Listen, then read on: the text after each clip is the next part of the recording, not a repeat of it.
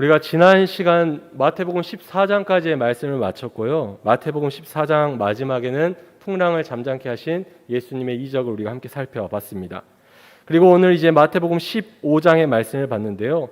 이 마태복음 15장에서 첫 절을 보면 이제 그 예수님께서 사람들을 치유하고 또 그들을 회복시키는 사역을 행하실 때 그들 앞에 찾아온 사람들이 있음을 보게 됩니다. 그들은 우리가 잘 아는 것처럼 바리새인 또 서기관들이었습니다. 사실 특별하지는 않은 것 같습니다. 왜냐하면 지금까지 예수님 앞에 얼마나 많은 바리새인과 서기관들이 왔다 갔었습니까? 그런데 지금 예수님 앞에 나타난 이들은요, 지금까지 왔던 사람들하고는 좀 차이가 있습니다. 아니, 그 급이 좀 다른 사람들이 지금 예수님 앞에 나타났다라는 것입니다. 지금까지 예수님이 만났던 바리새인과 서기관들은 갈릴리 지역에 살던 바리새인과 서기관들이었습니다. 이 갈릴리라는 지역이 얼마나 그 외진 지역인지 여러분이 많이 들어서 알고 계시죠. 그런데 오늘 말씀에 예수님 앞에 나타난 바리새인과 서기관들은요, 예루살렘에서 온 바리새인과 서기관이었습니다. 예루살렘에서, 그 먼 예루살렘에서 예수님한테 오기 위해서 이 갈릴리 지역까지 찾아온 사람들이란 것입니다. 그렇다면 이들이 왜 굳이 이 먼 갈릴리까지 와서 예수님에게 왔을까요? 예수님에 대한 소식이 아마 예루살렘에 전해졌기 때문인 것 같습니다.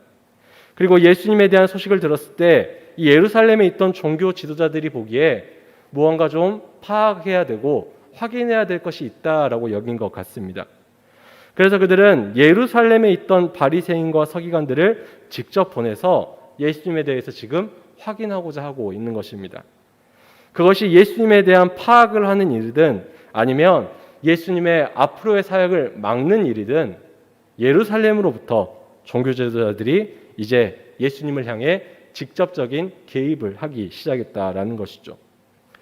그렇게 예루살렘으로부터 파송받은 이 사명을 가진 이 사람들이요, 예수님과 제자들을 감시하다가 특별한 것을 눈으로 보게 됩니다. 바로 오늘 2절 말씀에 나온 장면인데요. 우리가 자막을 보고 함께 읽어보도록 하겠습니다. 함께 읽겠습니다. 시작.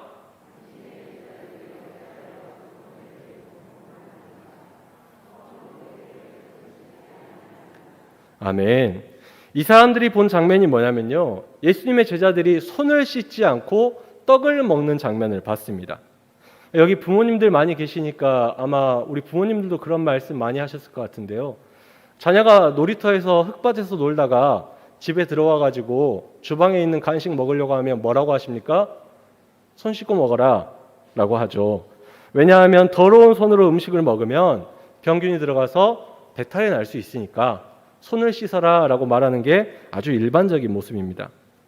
그래서 마치 오늘 이 이야기는 그냥 봤을 때 별 문제가 없어 보입니다. 아니, 손 씻고 먹으라는 게 무슨 문제입니까? 그런데 오늘 말씀을 보면요, 이 사람들은 그러한 이유에서 제자들을 걱정해서 그들에게 이런 이야기를 하고 있는 게 아니다라는 것이죠. 이 사람들이 지금 예수님께 제자들이 손 씻지 않은 이야기를 하고 있는 것은 왜냐하면 이 제자들이 장로들의 전통을 어겼다라고 생각했기 때문입니다. 여기서 장로들의 전통이라는 게 나오는데요. 이 장로들의 전통이라는 것은 무엇이냐면 옛날부터 이 유대교의 종교 지도자들 혹은 랍비들이 남겼던 교훈들 혹은 규칙들, 규범들을 이야기하고 있습니다. 즉 훌륭한 종교 지도자였던 그들이 남긴 그 규범을 당시의 바리새인과 서기관들은 철저하게 지키며 살아갔습니다. 예를 들어서 오늘 말씀에 나온 장면처럼 음식을 먹는 상황이 되면 이 장로들의 전통에 의해서 지켜야 될 규범이 있었습니다. 어떤 것이냐면 음식을 먹기 전에 손을 씻어야 한다라는 것입니다. 여기까지는 그럴만한데요. 또 여기와 관련된, 그러니까 손 씻는 것과 관련된 규범들이 여러 가지가 있었습니다. 어떤 게 있었냐면 손을 씻는 물의 양과 물의 질도 규범으로 정해져 있었습니다. 또 손을 씻을 때 물을 붓는 방법도 규범으로 정해져 있었습니다. 또 손을 씻을 때 그것을 도와주는 사람이 어떻게 해야 되는지도 규례로 정해져 있었습니다. 또 손을 씻을 때 이 손에 자세까지도 규범으로 정해져 있었습니다. 즉 손을 씻을 때 이러한 것들을 다 지켜서 씻어야지만 장로들의 전통을 지키는 모습이었다라는 겁니다. 지금으로 말해서 예를 들면 이런 겁니다. 장로들의 규범을 지켜서 음식을 먹으려면요, 음식 먹기 전에 손을 씻는데 삼다수 500ml 페트를 가져다가 45도로 이렇게 숙여가지고 쫄쫄쫄 나오면 거기에 손을 씻을 때 그걸 들고 있는 사람은 공손한 두 손으로 들어야 되고 씻는 사람은 이렇게 기도하는 모습으로 씻어야 된다. 뭐 이런 식의 규범이 있었다라는 거죠. 이걸 안 지키면 부정하다라고 판단했다라는 겁니다.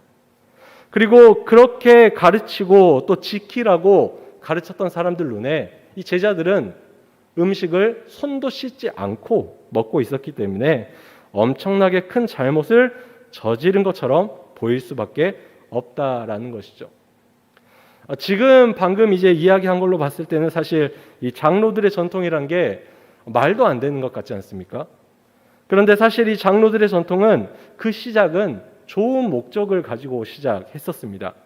그 목적이 무엇이냐면 하나님의 뜻을 어떻게 하면 더 잘 지킬 수 있을까라는 목적이 거기에 있었다라는 겁니다. 예를 들어서 하나님께서 주신 이 율법, 기록된 율법은 사실 인간의 모든 상황을 다 담고 있지는 않습니다. 그런데 이 담겨져 있지 않는 상황을 살아가는 이 유대인들 입장에서는 이 상황에서까지도 거룩하게 살고 싶었던 마음이 있었습니다. 그래서 이걸 누구에게 의뢰를 했느냐? 훌륭한 종교 지도자에게 이런 상황은 율법에 기록되어 있지 않는데 어떻게 해야지 거룩하게 살 수 있을까요? 그러면 그때 이 종교 지도자들이 가르쳐준 내용들이 바로 이 장로들의 율법, 장로들의 전통으로 남아있게 되었다라는 겁니다. 그렇게 장로들의 전통은 사실 하나님을 더 잘 섬기기 위해 시작되었습니다. 하지만 이게 시간이 지나고 세대가 지나고 시간이 흐르니까 나중에 가서는 어떻게 됐느냐?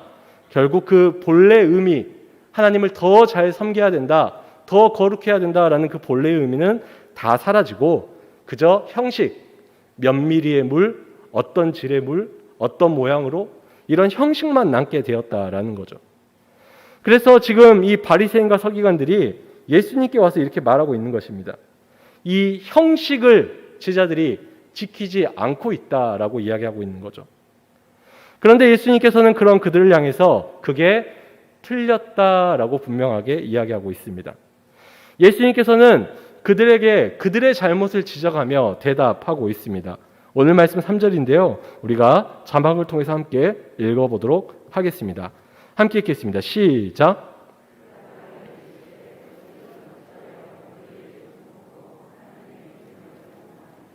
아멘. 예수님께서 그들에게 말합니다. 너희는 어찌하여 너희의 전통으로 하나님의 계명을 범하느냐. 이거를 좀 이해하기 쉽게 우리나라 속담으로 말하면 지금 똥 묻은 개가 겨 묻은 개를 나무라고 있냐라는 그런 식의 이야기가 될 수 있습니다. 더 중요한 것은 하나님의 계명을 범한 그들이 한낱 사람의 규례를 지키지 않았다는 이유로 제자들을 지적하고 예수님께 대항하고 있다라는 것이죠.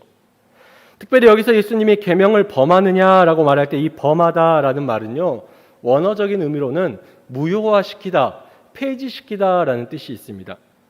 즉 사람의 규례를 위해서 왜 하나님의 계명을 무효화하고 폐지하냐라고 지금 예수님이 묻고 있는 것이죠. 그리고 실제로 그들이 이 하나님의 계명을 폐지한 사건, 자신들의 전통을 위해, 자신들의 규례를 위해 하나님의 전통을 지키지 않는, 하나님의 율법을 지키지 않는 모습이 있음을 예수님께서 말씀하고 있습니다. 조금 긴데요. 4절에서 6절 말씀입니다. 우리가 천천히 함께 읽어보도록 하겠습니다. 함께 읽겠습니다. 시작. 하나님이 이르셨을 때 내 부모를 공경하라 하시고 또 아버지나 어머니를 비방하는 자는 반드시 죽임을 당하리라 하셨거늘 너희는 이르되 누구든지 아버지에게나 어머니에게 말하기를 내가 드려 유익하게 할 것이 하나님께 드림이 되었다고 하기만 하면 그 부모를 공경할 것이 없다 하여 너희의 전통으로 하나님의 말씀을 패하는도다. 아멘. 지금 예수님께서는 이 말씀 가운데 우리가 잘 아는 10계명의 5번째 계명이죠. 내 부모를 공경하라라는 계명에 대해서 말씀하고 있습니다. 하나님이 주신 율법 중에 율법, 이 10계명의 5번째 계명을 이 유대인들이, 바리새인과 서기관들이 지키지 않았다라는 것입니다. 왜냐하면 이 사람들은 자신들이 세운 계명, 자신들이 세운 전통, 곧 고르반이라는 제도로 이것을 지키지 않았기 때문입니다. 무엇이든지 고르반이라고만 외치면 부모님께 무언가를 드리지 않아도 되는 상황이 됐습니다. 여기서 고르반이라는 것은요, 하나님께 바쳐진 물건이라는 뜻의 히브리어입니다. 즉 유대인들은 어떠한 물건, 어떠한 재산, 어떠한 소유에 대해서 고르반이라고 외치면 이것을 다른 사람에게 나눠야 될 의무를 다 없어지게 만들었습니다. 그래서 부모를 섬기지 않아도 죄가 하나도 없는 상태가 되었다라는 것입니다. 예를 들면 이런 겁니다. 제가 포도 농사를 짓습니다. 포도 농사를 지어서 이제 포도를 거두면 이제 돈을 벌면 그 중에 일부를 그래도 누구한테 드려야 될까요? 부모님께 드려야 되겠죠. 그런데 농사가 너무 잘 돼서 부모님께 드릴 양이 너무 많으니까 욕심이 나는 겁니다. 그래서 그걸 드리기가 싫었어요. 그러면 당시 유대인들이 어떻게 했냐? 이 포도밭은 고르반이라고 말했습니다. 무슨 말이냐면 이 포도밭은 다 하나님께 드린 것입니다. 그러니까 부모님께 드릴 게 없네요. 이해해 주십시오. 이렇게 말했다라는 겁니다. 그렇게 했는데 그러면 혹시 여러분 이상하지 않습니까? 부모님께는 소출의 일부만 드리면 되잖아요. 근데 고르반이라고 외치면 이걸 다 하나님께 성전에 드려야 되거든요. 근데 왜 유대인들은 고르반이라고 외쳤느냐? 그렇게 말하는 사람들이 많았느냐? 이 고르반 제도라는 것이요, 꼭 지켜야 될 의무가 없었습니다. 무슨 말이냐면 부모님께는 어머니, 아버님, 제가 이 밭을 고르반 했습니다 라고 말해도 실제로 성전에 드리지 않아도 됐다라는 겁니다. 누가 찾아와서 당신 왜 고르반이라고 외쳤는데 하나님께 안 드립니까? 이런 이야기 하는 사람이 없었다라는 거죠.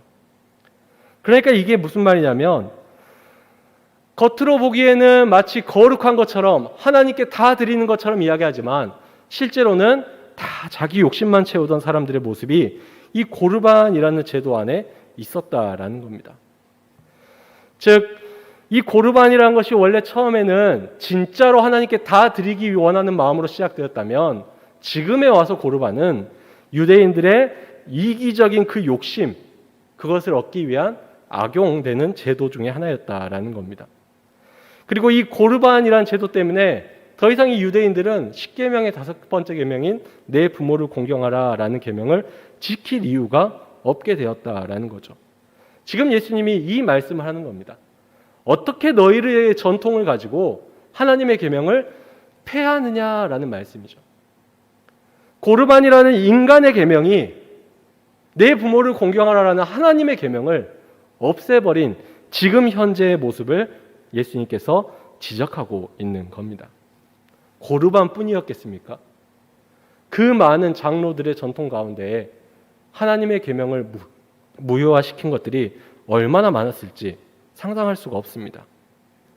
그런데 더 문제는 뭐냐면 이 사람들은 장로들의 전통을 지킨다는 이유로 하나님의 계명을 어기고 무효화시키면서도 그 마음에 죄책감이 없었다라는 거죠. 고민이 없었습니다. 아, 그래도 이게 하나님이 명령했던 건데? 이런 고민 자체가 없었다라는 거죠. 야, 이것만 지키면 돼. 그러면 돈도 얻고 사람들한테 인정도 받고 내 욕심은 욕심대로 채울 수 있고 내가 지켜야 될 의무는 다 자유로울 수 있어. 라는 그런 악한 마음이 결국 그들에게 있었다라는 것이죠. 그런 그들을 향해서 예수님은 오늘 본문에 분명하게 이렇게 말씀하고 있습니다. 외식하는 자들아. 외식하는 자들아.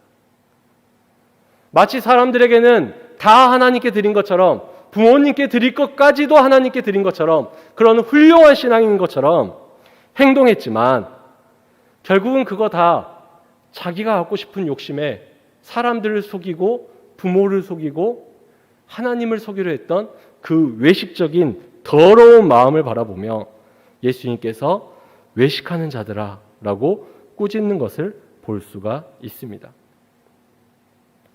그리고 그런 모습을 예언했던 이사야의 말씀을 예수님께서 인용하고 있습니다. 오늘 8절에서 9절 말씀인데요. 우리가 자막으로 함께 읽도록 하겠습니다. 함께 읽겠습니다. 시작.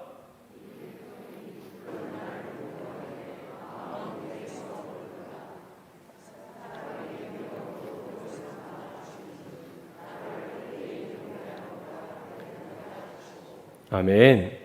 지금 이 유대인들이요, 지금 이 서기관과 바리새인들이요, 하나님을 섬기는 게 아니라 그들이 이렇게 타락했다라는 것입니다.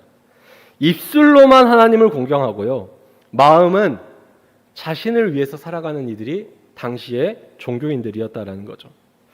장로들의 유전이라는 사람의 계명은 가장 중요한 계명이라고 가르치고 전하고 지키면서 하나님의 말씀은 지키지 않는 헛되이 하나님을 경배하는 그런 모습이 그들에게 있었다라는 것입니다.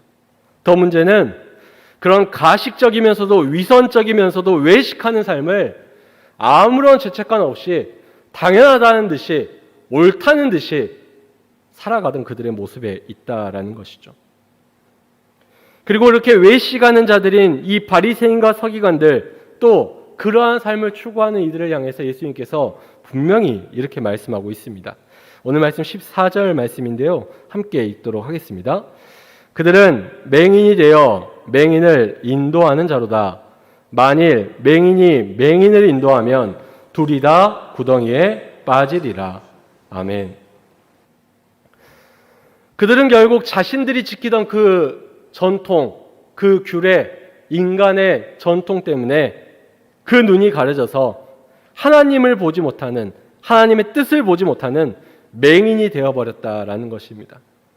그런데 더 문제는 뭐냐면 그런 맹인인 자들이 진짜 하나님의 뜻을 찾아야 될 다른 맹인들을 끌고 다니고 있다라는 거죠. 여기가 맞는 길이라고, 이 길이 옳은 길이라고, 나처럼 살아야 된다고 다른 사람들에게 이야기하고 있다라는 것입니다. 그렇게 맹인이 맹인을 인도하다 보니 이 공동체의 운명이 어떻게 되겠습니까? 이 사람들의 운명이 어떻게 되겠습니까? 눈앞에 구덩이가 있든 벽이 있든 낭떠러지가 있든 알지 못하고 함께 망하는 결과만 있을 것이다 라고 예수님이 말씀하고 있는 것입니다. 그리고 예수님은 오늘 우리에게 또 당시 무리들에게 이렇게 분명하게 말씀해 주고 있습니다. 11절 말씀을 우리가 함께 읽도록 하겠습니다. 함께 읽겠습니다. 시작.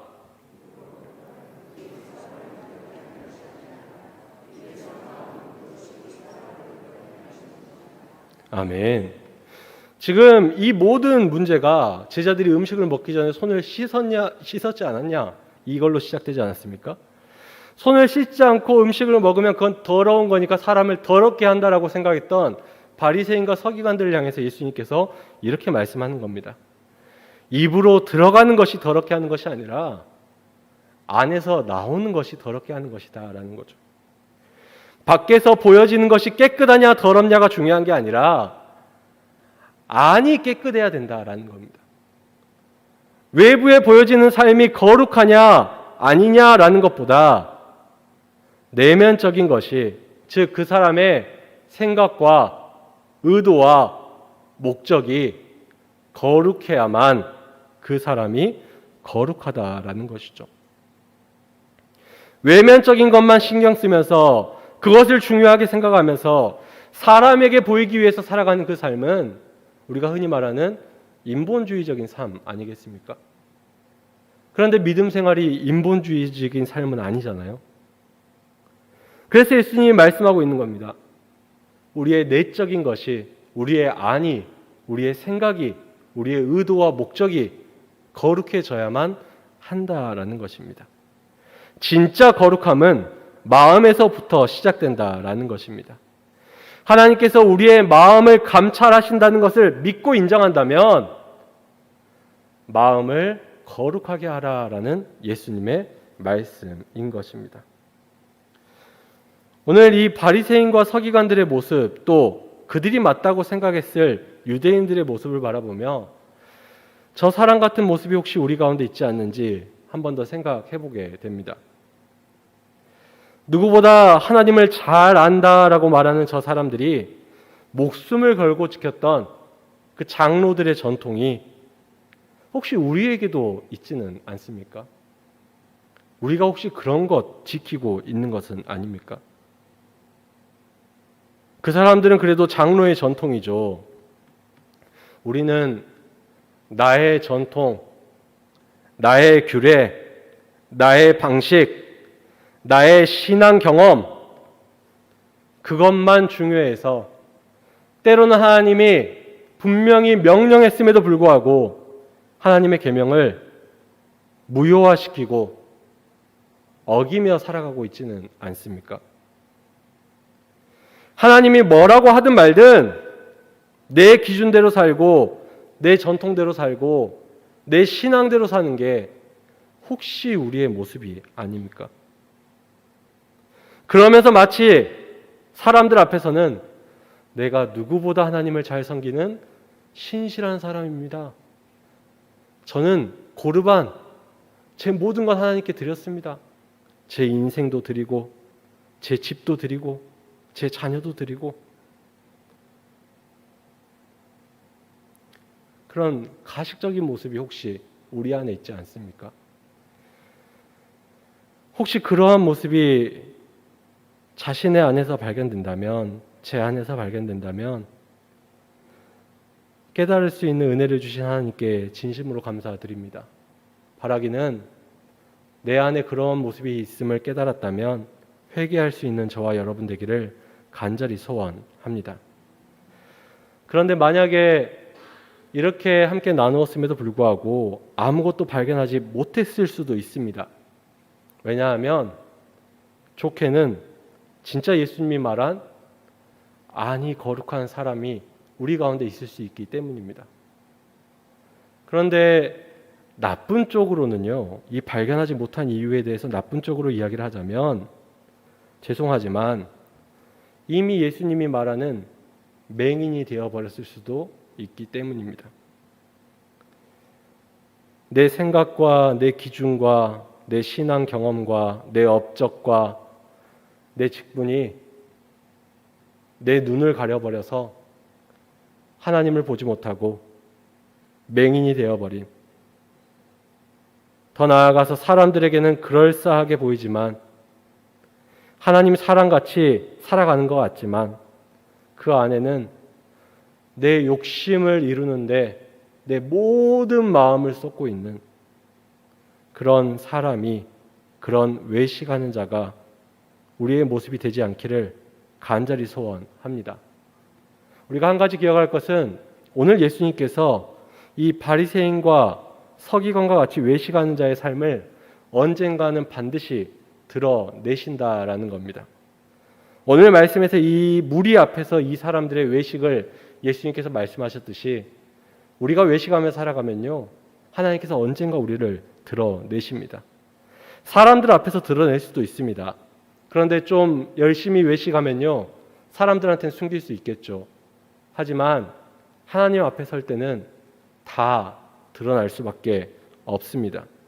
그렇기 때문에 우리는 이제 사람에게 보이기 위한 외식이 아니라 하나님 앞에서 마음이 거룩한, 내 안으로부터 거룩한 삶을 살아갈 수 있는 저와 여러분 되기를 간절히 소원합니다. 말씀을 마치겠습니다. 오늘 저에게 물어보신 분들이 많은데요. 제가 최근에 눈이 좀 많이 나빠져서 오늘 안경을 좀 썼습니다. 네, 아마 처음 보시는 분들이 많을 건데요. 저는 어렸을 때부터 그 안경 쓴 사람들을 보면요, 좀 저 사람은 지적이다, 똑똑할 것 같다, 공부를 잘할 것 같다라는 생각을 많이 했습니다. 왜냐하면 제가 자라올 때까지만 해도, 이제 제가 초등학교, 중학교 때까지만 해도 반에서 안경 쓴 친구들이 별로 없었거든요. 안경이라는 건 일종의 부의 상징이자 또 공부를 열심히 해서 눈이 나빠진 성적의 상징이었습니다. 그래서 언제나 안경을 쓰고 있는 사람을 보면 여전히 공부를 잘할 것 같고 여전히 일을 잘할 것 같고 뭔가 말 한마디를 해도 지성이 풍겨 나오는 말을 할 것 같고 네, 그런 느낌이 있습니다. 그래서 그러는데 오늘 저 좀 지적으로 보이나요? 다 웃으시네요. 아닌 것 같습니다. 그런데 아무리 지적인 사람으로 보이는 안경을 썼다 할지라도 모든 사람이 다 지적인 건 아닙니다. 아무리 안경을 쓰고 자신이 공부를 잘했다고 말을 할지라도 그렇지 않아 보이는 사람들이 분명히 우리 주변에 있습니다.